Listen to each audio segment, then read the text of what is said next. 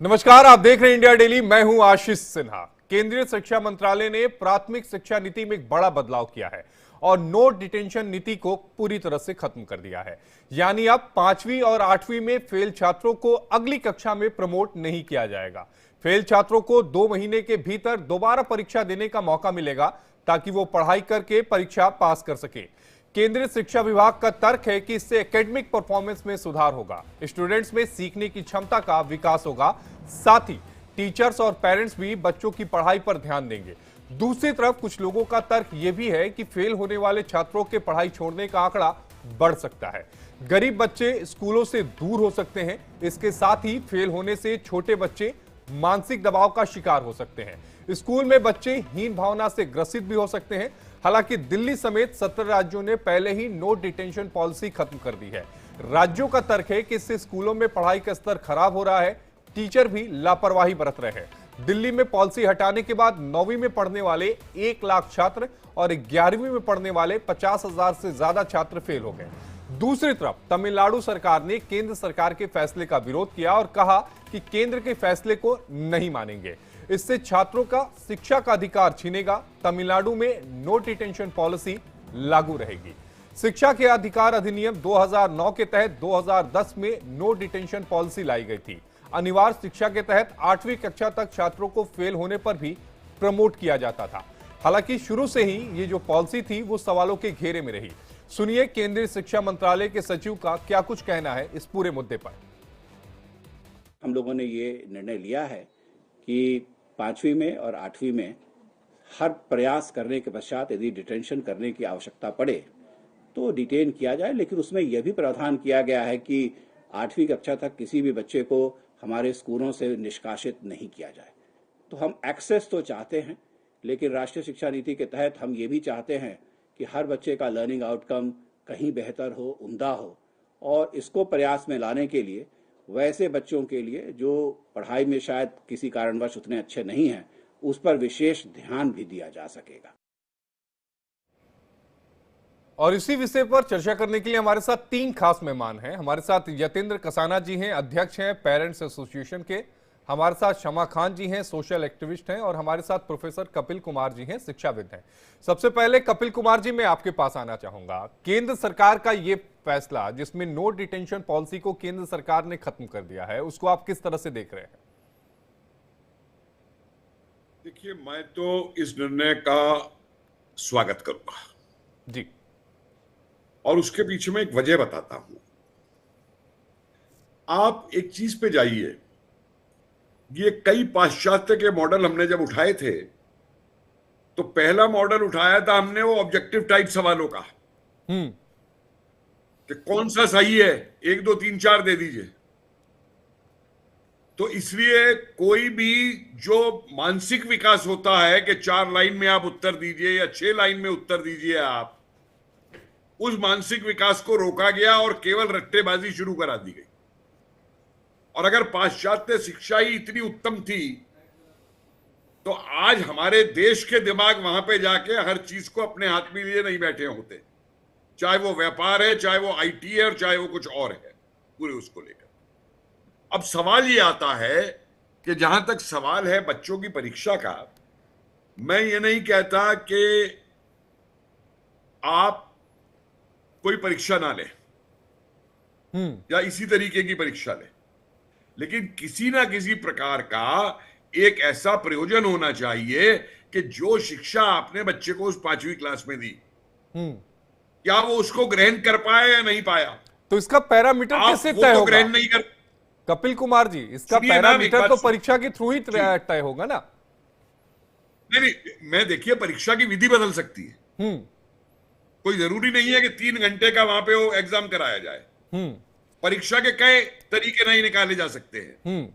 लेकिन अगर वो बच्चा जो उसने 5वीं के अंदर हासिल ही नहीं किया और उसके दिमाग के ऊपर आप 6ठी क्लास का फिर वो शिक्षा नाद देंगे, तो ये जो तमिलनाडु सरकार कह रही है कि साहब शिक्षा के अधिकार का निकलेगा, आप शिक्षा के अधिकार, आप तो उसको मूर्ख बनाने का प्रयास कर रहे हैं फिर पूरा का पूरा।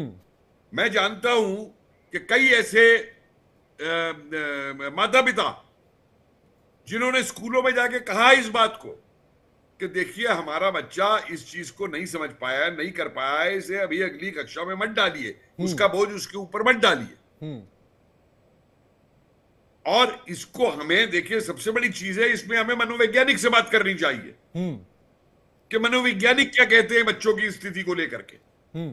जो स्कूल के टीचर है वो क्या कहते हैं इस चीज को लेकर के, जो बच्चों से रोज डील करते हैं। समझे? तो इसलिए इस प्रकार के निर्णय जो हैं, मेरा ये मानना है कि अगर आप इस तरीके का इम्तिहान नहीं चाहते कि 3 घंटे का इम्तिहान हो और रट करके इम्तिहान आए और हुआ है।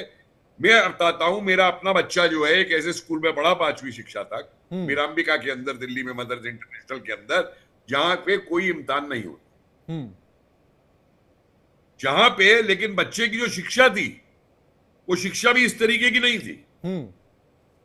एक क्लास के अंदर अगर 20 बच्चे थे वहां पे, तो 6 बच्चे गणित कर रहे होते थे, 6 बच्चे अंग्रेजी कर रहे होते थे, 6 बच्चे हिंदी कर रहे होते थे। बच्चों का इंटरेस्ट जान के उनको उस हिसाब से आगे ले जाया जाता था।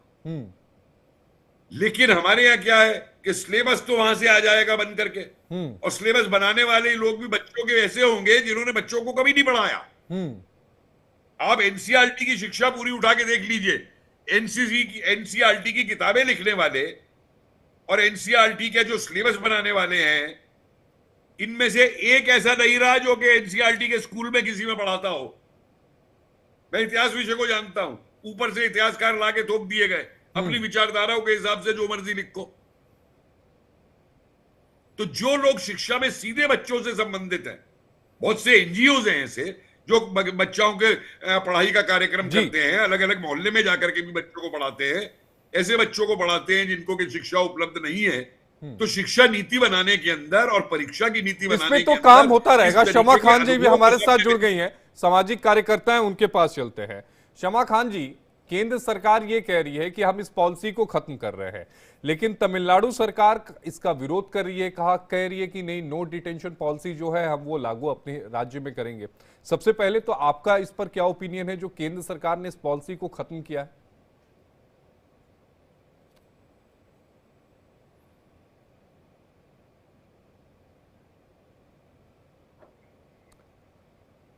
शमा खान जी, आपको आवाज आ रही है मेरी?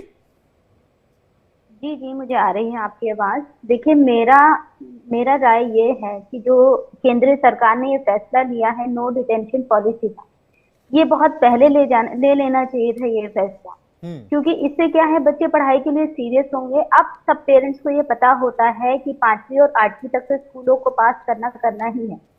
पेरेंट्स ले जाते हैं अपने बच्चों को, ध्यान नहीं देते हैं पढ़ाई पर। ठीक है, हम लोग भी एनजीओ चलाते हैं, हमारे पास बच्चे आते हैं तो उन्हें 8वीं तो बहुत कम हो गई, 10th तक भी बच्चे नहीं पढ़ पाते हैं स्कूलों से। जब हम देखते हैं तो हमें ये पता चलता है बच्चे के पास एजुकेशन नहीं, सिर्फ उसके पास रिजल्ट है पास का। तो वो पास का रिजल्ट क्या मायने रखता है अगर उसके पास एजुकेशन नहीं है? तो यस, ये पॉलिसी अगर हट जाए तो काफी बेहतर होगा। और ऑलरेडी 16 स्टेट्स में और यूनियन टेरिटरीज में ये हटी हुई है, तो why not all over the India. लेकिन शमा खान जी, एक सवाल ये भी उठता है कि एक कोई गरीब परिवार का लड़का है, अगर वो 5वीं में फेल हो जाता है, हालांकि इसमें तो ये कहा गया है कि 2 महीने में दोबारा परीक्षा देने का मौका मिलेगा। परीक्षा अगर देता है, मान लीजिए कि वो पास नहीं हो पाता है, तो ऐसे भी बच्चों की संख्या बढ़ेगी जो स्कूल को भी छोड़ेंगे फेल होने की वजह से, क्योंकि कई तरह की चीजें, साइकोलॉजिकल दबाव भी होता है, साथी आगे बढ़ गए, हम पीछे छूट गए। एक परिवार की मजबूरी होती है, वो अलग होती है, घर वालों का दबाव भी है जो है वो अलग होता है। मैं यहाँ गरीब बच्चों की बात कर रहा हूँ। देखिए, गरीब बच्चों का ये है तो गरीब बच्चों की सुधार के लिए ही ये स्टेप उठाया जा रहा है, जिससे कि गरीब परिवार भी ये सोचे कि हाँ, हमें अब पास करवाना है बच्चों को, एजुकेशन सीरियस लेनी है। देखिए, एजुकेशन सिर्फ एक छोटा सा मुद्दा नहीं है, एजुकेशन से ही कामयाबी मिलेगी। अगर हमारी अच्छे बड़े स्तर पे एजुकेशन अच्छी होती है तो छोटे बच्चे भी और गरीब परिवार भी एक साथ निकलेंगे। अभी तो वो सिर्फ उन्हें ये पता होता है कि हम 5वीं तक हमें ले जाना है, 8वीं तक हमें ले जाना है बच्चे को। वो बच्चों की अटेंडेंस भी नहीं लगवाते हैं, बच्चों की छुट्टियां करवाते हैं। उन्हें कोई फर्क नहीं पड़ता बच्चा फेल होता है या पास होता है। लेकिन अब उन्हें फर्क पड़ेगा कि हमारा बच्चा फेल होता है या पास होता है। तो ये बहुत मायने, और ये गरीब बच्चों के लिए ही बहुत अच्छी चीज है, जी क्योंकि मैं गरीब आता घर हूं में कपिल ही जी आपके ताकत- पास। कपिल जी, एक सवाल आप कुछ कहना चाह रहे हैं, लेकिन एक सवाल मेरा भी है कि क्या आपको नहीं लगता कि टीचर्स की जो जवाबदेही है वो भी तय होनी चाहिए? मैं इसी पे आ रहा था, मैं यही आपसे कहना चाह रहा था कि कोई बच्चा फेल नहीं होगा, इसके ऊपर टीचर की जो जिम्मेवारी थी कि अच्छा पढ़ाने की, जो कमजोर विद्यार्थी है उसकी मदद करने की, उसको और आगे जाने की, ये सारी जिम्मेवारी टीचर की खत्म हो गई थी। कि अब तो टीचर जाए क्लास में बस भाषण देके चला आए, बच्चे तो सारे पास हो ही जाएंगे, टीचर की क्या जिम्मेवारी है? एक शिक्षक की जो जिम्मेवारी बनती है वो विद्यार्थी के सर्वांगीण विकास की बनती है, बिल्कुल। खाली वो सिलेबस पढ़ाने से नहीं बनती। और मैं आपको एक बताऊं, ये तो छोड़िए, मैं आपको एक और बात बताता हूं। आज से कुछ वर्ष पहले एक मैनेजमेंट के बहुत बड़े इंस्टीट्यूट में मुझे बुलाया गया था लेक्चर देने के लिए, एचआरडी के ऊपर। और वहां पे साहब एक एचआरडी के मैनेजमेंट के दिल्ली यूनिवर्सिटी के प्रोफेसर भाषण दे रहे थे, एक हीरो होंडा के बड़े एचआरडी के मैनेजर थे, वो भाषण दे रहे थे। अब वो बार बार अपने भाषण में क्या कहें, the best will survive, the best will survive. तो जब मेरी बारी आई तो मैंने एक बात कही, मैं कहा भाई आप क्या नई बात कर रहे हैं? जो टॉपर है, जो बेस्ट है, वो तो सरवाइव करेगा ही, लेकिन एक शिक्षक होने के नाते इसकी जिम्मेवारी है कि जो टॉपर और बेस्ट है, क्लास के 29 विद्यार्थियों को भी मैं उस श्रेणी तक ऊपर क्यों नहीं ला सकता? ये है चैलेंज मेरे लिए, ये है चैलेंज मेरे लिए, समझे आप? तो जब तक हम टीचर भी इस रिस्पॉन्सिबिलिटी, लेकिन प्रोफेसर कपिल कुमार जी, कहना इस सोच को टीचर्स के भीतर कैसे डेवलप किया जाए कि भाई मैं एक स्टेटमेंट लाना चाहता हूं। जी जी, एक स्टेटमेंट और कर दीजिए मेरा। मैं इतना विरोध करता था इस बात का कि जब इन्होंने कहा कि साहब वो हम शिक्षक को ट्रेनिंग देंगे, ठीक है, उनको रीट्रेनिंग देंगे, उनको रीट्रेनिंग देके बताया जाएगा कि बच्चों से कैसे डील करना है। मुझे एक बात का जवाब दीजिए, दिल्ली की एक महिला शिक्षिका, दिल्ली की बात कर रहा हूं, बाहर की तो बात छोड़ दीजिए, सुबेरे 5 बजे उठती है, पूरे परिवार का खाना बनाती है, बच्चों को स्कूल भेजती है, पति का खाना टिफिन में बना करके देती है, उसके बाद में स्कूल पढ़ाने आती है, और उसके बाद में फिर घर जाके बच्चों का होमवर्क भी कराएगी, पूरे परिवार का खाना भी बनाएगी। बिजाय इन सामाजिक स्थितियों को ध्यान में रख के और उनका कोई निवारण ढूंढने के, आप उसको ये और कह दीजिए कि साहब 3 महीने की वो ट्रेनिंग पे जाएगी या 2 महीने की ट्रेनिंग पे जाएगी। उसको आप ट्रेनिंग पे भेजने से पहले, मैं तो यूजीसी के जो कार्यक्रम थे हायर एकेडमिक्स में टीचर्स को लेकर के इंप्रूव करने के, मैंने कहा भाई आप वहां बुला देते हैं, लोग लेक्चर देते हैं, वो सुन के चले जाते हैं, हर किसी को सर्टिफिकेट मिल जाता है कि जी ट्रेनिंग अटेंड नहीं प्रोफेसर कपिल कुमार जी, आपको क्या लगता है कि ट्रेनिंग देना सही नहीं है क्या? कुछ चीजें बेहतर समझाई तो ही जाती है ना। लेकिन नहीं, देखिए ट्रेनिंग के तरीके, मैं आपको बताता हूं तरीका क्या है। अगर आप 21 दिन की ट्रेनिंग को बुलाते हैं तो आप 6 महीने पहले चयन कीजिए कि किनको ट्रेनिंग पे बुलाएंगे। 6 महीने पहले उनको सामग्री उपलब्ध कराइए जिसपे ट्रेनिंग में डिस्कशन होगा, जिससे वो सामग्री को पढ़ के आए, तैयार होकर के आए, ना कि सिर्फ वहां पे ट्रेनिंग का। देखिए हो ये गया है कि ट्रेनिंग एक मात्र सर्टिफिकेट बन गई है अपने कैरियर प्रमोशन के लिए, क्योंकि आपने लगा दिया कि पदोन्नति तब मिलेगी जब आपने ट्रेनिंग अटेंड की होगी। मैं जानता हूं वहां पे सर्टिफिकेट मिल गया जी कि हमने एक कोर्स अटेंड किया है, बात खत्म हो गई। इसलिए जो ट्रेनिंग के भी तरीके हैं, और मुझे रोना इस बात पे आता है कि हमारी शिक्षा नीति तय करने वाले वो लोग होते हैं यूजीसी वगैरह और उसके अंदर। माफ कीजिए अगर मैं एक ऐसा स्टेटमेंट दूंगा कि हिंदुस्तान में मैं 30 सालों से देख रहा हूं ऐसे व्यक्ति वाइस चांसलर बना दिए जाते हैं जो चपरासी बनाने के काबिल नहीं। 3 बार वाइस चांसलर बनते हैं। मुझे बताइए क्या कभी ये नापा गया कि जब पहली बार वाइस चांसलर बने थे तो उन्होंने क्या? हालांकि प्रोफेसर कपिल कुमार जी, आप प्रोफेसर हैं, इस तरह के शब्दों का चयन अगर आप करते हैं तो वो शोभा नहीं देता आपके पद के हिसाब से। नहीं, बिल्कुल नहीं, बिल्कुल नहीं, बिल्कुल नहीं, मैं सही कह रहा हूं। और ये बात आज से नहीं कह रहा हूं, ये जब मैं शब्दों का चयन, अगर आप इस तरह के शब्दों का चयन करेंगे तो छात्रों के मन में क्या जाएगा? हमको सच को सच कहना पड़े। अगर शिक्षा सुधारनी है तो हमें सच को सच को कहने के कई तरीके होते हैं, सच को कहने के, बताने के, समझाने के कई तरीके हो सकते हैं ना कपिल कुमार जी। देखिए मेरी तो जो अपनी जाना है मेरी इलीट लैंग्वेज नहीं है, मैं इलीट कॉलेजों में नहीं पढ़ा हूं, मैं तो देसी स्कूलों में पढ़ा हूं, मेरठ का पढ़ा हुआ हूं, हिंदी मेरा माध्यम था, जो मेरी बोलचाल की भाषा है मैं उसको कहूं। नहीं, हिंदी तो मेरा भी माध्यम रहा मैं दावे के है साथ और मैं भी कहता हूं, उसी सरकारी स्कूल में पढ़ा हूं। मैं पूरी रिस्पॉन्सिबिलिटी के साथ कह रहा हूं इस बात। आप मुझे एक बात बताइए, बीएड पढ़ाई जाती है बच्चों के स्कूल के लिए, टीचर्स को। हमें याद है जब हम भी पढ़ते थे तो बीएड के छात्र आते थे हमारे से, वो अपनी ट्रेनिंग में पढ़ाने के लिए बड़ा चार्ट बनाएंगे, ड्राइंग बनाएंगे, फिर उनका एक दिन प्रैक्टिकल एग्जामिनेशन होगा, उस दिन हमें समोसा कपिल जी, मैं आपके पास आऊंगा, मैं आपके पास आऊंगा, लेकिन यतेंद्र कसाना जी भी जुड़ गए हैं, अध्यक्ष हैं पेरेंट्स एसोसिएशन के। सबसे पहले उनका एक रिएक्शन ले लेते हैं केंद्र सरकार के इस फैसले पर। एक टेक आपका, यतेंद्र कसाना जी, क्या कुछ कहना है पेरेंट्स एसोसिएशन का सरकार के इस फैसले पर, केंद्र के? अनम्यूट करिएगा यतेंद्र जी अपने आप को।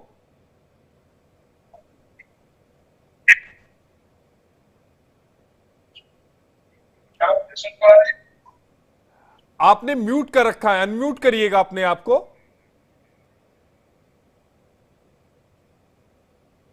आवाज नहीं आ पा रही है यतेंद्र कसाना जी आपकी हमारे पास।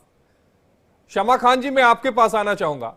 शमा जी, ये बताइए कि जब ये बच्चे आपके पास आते हैं, जिनका जिक्र आपने किया कि गरीब तबके के बच्चे आपके पास आते हैं, जिस एजुकेशन लेवल की उनको बात कही गई है, जो एजुकेशन लेवल उन्हें दी जाती है, जब आप उन बच्चों से मिलती हैं तो आपको क्या महसूस होता है कि जो शिक्षा उन्हें दी जा रही है, क्या वाकई उन्हें समझ पा रहे हैं? देखिए, मैं ये बताऊंगी, जो एक तो करिकुलम है, आप बुक्स उठाकर देखिएगा एनसीईआरटी की, इस तरह की बुक्स हैं कि बच्चों को, मुझे ऐसा लगता है कि पढ़ाने का इंटरेस्ट है स्कूल में, जो हमने बुक्स देखी। हम अच्छी बुक्स भी चला सकते हैं, अच्छी किताबें चलाई जा सकती हैं। सेकेंडली, अभी सर प्रोफेसर साहब कह रहे थे टीचर्स के बाद ट्रेनिंग उन्हें देना जरूरी है जी, बिल्कुल ट्रेनिंग देना जरूरी है, ठीक है, ट्रेनिंग देना जरूरी है, लेकिन अगर कोई नहीं करना चाह रहा है उसके बावजूद भी, तो उनके लिए भी, टीचर्स के लिए भी ऐसे संविधान ये इस तरह के होने चाहिए कि अगर टीचर अच्छा नहीं पढ़ा रहे हैं तो उन्हें हटा देना चाहिए। जवाबदेही तय होनी चाहिए। आपने बिल्कुल सही बात कही है शमा खान जी की, जवाबदेही यहाँ पर शिक्षकों की तय होनी बेहद जरूरी है, क्योंकि देश के नौजवानों का जो भविष्य है वही बनाते हैं। यतेंद्र जी से एक टेक ले लेते हैं पहले केंद्र सरकार के इस फैसले पर। नेटवर्क सही हो गया। यतेंद्र जी, आप अपनी बातों को रखिएगा। जी, क्या आप मुझे सुन पा रहे हैं? जी, आपकी आवाज आ रही है यतेंद्र जी। मैं कहना चाहता हूं कि केंद्र सरकार के इस फैसले का से मैं सहमत हूं, मैं स्वागत करता हूं। हालांकि मैं पेरेंट एसोसिएशन के अध्यक्ष होने के नाते मुझे ऐसा लग रहा था, लेकिन जब मैंने इसको थोड़ा सा जाना है तो मैं समझ पा रहा हूं कि ये बच्चों के अच्छा भविष्य बनाने के लिए, पढ़ाई के प्रति उनको थोड़ा सा जिम्मेदार बनाने के लिए, और टीचर्स को भी थोड़ा सा वो अपनी जिम्मेदारी से समझ पाएंगे, ऐसा मुझे लगता है। हाँ, ऐसा नहीं है कि टीचर्स जिम्मेदारी अभी नहीं समझ रहे हैं, लेकिन फिर भी ये होता है कि जब बच्चों को एक परीक्षा देनी होती है और परीक्षा पास करनी होती है तो सभी का ये बन जाता है, थोड़ा सा जिम्मेदारी ज्यादा बन जाती है, और उस जिम्मेदारी के तहत ये होता है कि वो लोग जो है ज्यादा ध्यान देंगे बच्चों के ऊपर। पेरेंट्स की भी जिम्मेदारी बढ़ जाएगी, उनका भी अभी तक ये कि बच्चा पढ़ रहा है, ठीक है, कोई बात नहीं, अगली क्लास में तो चला ही जाएगा। मुझे लगता है कि हम लोग पेरेंट्स थोड़े से ज्यादा जिम्मेदार हो जाएंगे, थोड़े से पढ़ाई के प्रति ज्यादा सेंसिटिव हो जाएंगे, और परीक्षा हो बहुत नॉमिनल हो, बहुत हल्की हो। मैं ये नहीं कहता कि बिल्कुल बच्चों को 8वीं क्लास में बोर्ड का सामना करना पड़े, लेकिन हाँ, किसी ना किसी तरह की एक छोटी परीक्षा हो और बच्चों को ये हो कि इतने नंबर आपको लाने। और मैं समझता हूँ इसमें ये भी प्रावधान है कि यदि बच्चे नहीं कर पाते हैं तो 2 महीने के अंदर दोबारा जी, तो ये भी एक अच्छा स्टेप है कि एटलीस्ट मुझे ऐसा लगता है कि बच्चे पढ़ाई के प्रति, क्योंकि छोटे होते हैं, उन्हें लगता है कि पास तो हो ही जाएंगे, कोई बात नहीं। लेकिन एक बात बताइएगा यतेंद्र कसाना जी, पेरेंट्स एसोसिएशन के आप अध्यक्ष हैं, इस बात को समझने में 14 साल लग गए कि ये जो नीति आई थी वो सही नहीं थी? देखिए, ऐसा नहीं है, ये सरकारों की जिम्मेदारियां होती हैं, और सरकार अपनी जिम्मेदारियों को किस तरह से, बहुत बार तो थोपा भी जाती है चीजें। ऐसे नहीं है कि आज मैं ये कहने लगूं कि सब कुछ बहुत बढ़िया है और मेरे कहने से कोई मान लेगा इस बात को। चीजें थोपी भी जाती हैं, 14 साल लगे हैं, लेकिन ठीक है, ये इम्प्लीमेंटेशन हुआ और वो सफल नहीं हुआ, और पेरेंट्स को जो है ये समझना चाहिए और आपको भी समझना चाहिए कि नीति बनाना सरकार का काम है, हमारा थोड़ी है। नहीं, विरोध हम करना तो काम है ना। अगर आपको नहीं, लगता है, अगर आप एक देखिए, एसोसिएशन के हेड हैं, मैं आपको एक डेटा देता हूं। 2016-17 में कई राज्य सरकारों ने एक डेटा रिलीज किया था जिसमें राज्य सरकारों ने यह माना था कि ये जो पॉलिसी है वो सही नहीं है, और उसके बाद एक एक कर अलग अलग राज्य सरकारों ने, कुल 16 राज्य सरकारों ने इसे न सिर्फ वापस लिया बल्कि 2 केंद्र शासित प्रदेशों ने भी इसे वापस लिया। देखिए, मैं आपको ये बताऊं, जब इसको लागू किया गया था तो हम लोगों ने इसका विरोध किया था, ऐसा नहीं था। हमारे स्तर पे इस पे प्रोटेस्ट भी हुए थे, ज्ञापन भी दिए गए थे, लेकिन सच बात यह है कि कोई बहुत ज्यादा हमारी बात को सुना नहीं गया था। लेकिन अभी मुझे ऐसा लगता है कि मैं ये नहीं कह रहा, मैं इस फेवर में बिल्कुल नहीं हूं कि बच्चों के ऊपर किसी तरह का बर्डन डाला जाए या बच्चे किसी तरह के ट्रोमा में आ जाएं या उन्हें लगेगा अब तो क्योंकि हम और आप सब जो लोग यहाँ बैठे हुए हैं, सब लोग किसी ना किसी परीक्षा को किसी ना किसी तरह से पास करके आए हैं, चाहे वो छोटे स्तर पे हो चाहे बड़े स्तर पे हो। जब छोटे स्तर की परीक्षा की बात होती है, वो नर्सरी, पहली, दूसरी, 5वीं क्लास की कोई परीक्षा, कोई भी टीचर अपने बच्चों को, अपने स्टूडेंट्स को फेल नहीं करना चाहता, ये मैं आपको बहुत स्पष्ट बता दूं। बहुत कम ऐसे टीचर्स होते हैं कि जो बच्चों को कहेंगे नहीं मुझे इसे आगे नहीं भेजना है। मैं बस इतना कहना चाहता हूं, इसके होने से थोड़ी सी जिम्मेदारी पेरेंट्स की भी बढ़ जाएगी, थोड़े से सेंसिटिव हो जाएंगे कि बच्चों को जो है हम लोगों को पढ़ाना है और उसको एग्जाम का सामना करना पड़ेगा, तो थोड़ा सा पेरेंट्स भी ध्यान देंगे, थोड़ा सा बेहतर, मुझे ऐसा लगता है। मुझे लगता है कि कम से कम इसी बहाने यतेंद्र जी, बच्चों के भविष्य को लेकर जो उनकी मजबूती है न्यू की, वो थोड़ी और होगी। दबाव मैं नहीं कह रहा हूं कि दबाव डालना चाहिए, लेकिन हाँ, बच्चे क्या पढ़ रहे हैं इस बात को समझना तो जरूरी है ना, उनको समझाना भी तो जरूरी है ना। मैं बिल्कुल आपकी बात से सहमत हूं कि बच्चों पर किसी तरह का दबाव नहीं होना चाहिए, लेकिन एक जिम्मेदारी का एहसास छोटी सी उम्र से ही शुरू हो जाएगा। आप देखिए, हम हिंदुस्तान की यदि बात ना करें और जब हम बाहर देखते हैं तो छोटे छोटे बच्चों को, यहाँ तक कि जब बच्चा 18 साल का हो जाता है तो उसको माता पिता से अलग वो अपनी जीवन शुरू कर देता है। ये हमारी संस्कृति है, ये हम लोगों का वो है कि हम लोग, बच्चा जब 40 साल का भी बेटा हो जाता है तो पिता उसको अधिकार नहीं देना चाहता है। ये हम लोगों की वो है कि वो अपनी चीजें अपने मुट्ठी में रखना चाहते हैं। तो हम नहीं चाहते कि बच्चों पे, हम चाहते हैं बच्चे इंडिपेंडेंट हो, उन्हें लगे कि कल मेरा एग्जाम है, मैं पढ़ाई करूं, 4 दिन बाद मेरा एग्जाम है, थोड़ा सा सीरियस हो जाऊं।